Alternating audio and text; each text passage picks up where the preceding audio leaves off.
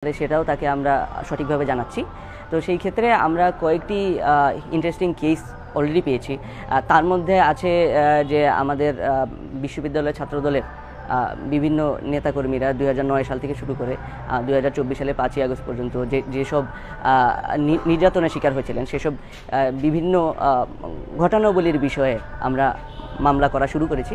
Already F Rahman হলের সামনে আমাদের ঢাকা বিশ্ববিদ্যালয় ছাত্রদলের বিগত কমিটি যখন ফুল নিয়ে আসে, মাননীয় ভিসি স্যারকে ফুল দিতে আসে, তখন যে হামলার ঘটনাটা হয় তার বিষয়ে মামলা হয়েছে। এখন আমরা সামনে আরও 3-4টি কেস নিয়ে কাজ করছি। তার মধ্যে হলের মধ্যে আমাদের বিভিন্ন কর্মীকে ছাত্রদল ট্যাগ দিয়ে অথবা ছাত্রদলের সাথে জড়িত থাকার কারণে, আমাদের সাথে ফেসবুকে জড়িত থাকার কারণে বিভিন্ন নির্যাতন নিপীড়নের শিকার করা হয়েছে, হল থেকে বের করে দেওয়া হয়েছে। সেইসব বিষয়ে কিছু কেস নিয়ে কাজ করছি।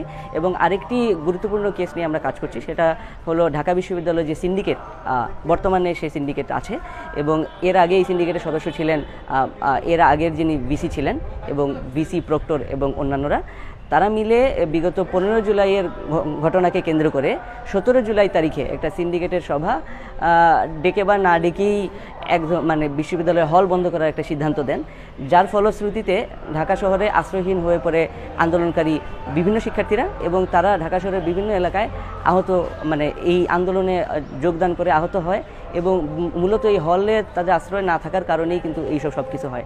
তো সেই ঘটনার উপরে ভিত্তি করে আমরা একটি মামলা করতে যাচ্ছি ঢাকা বিশ্ববিদ্যালয়ের বর্তমান সিন্ডিকেটের যেসব মেম্বার তৎকালীন সিন্ডিকেটের মেম্বার ছিলেন এবং তৎকালীন যে ভিসি প্রক্টর সেই প্রশাসনের বিরুদ্ধে।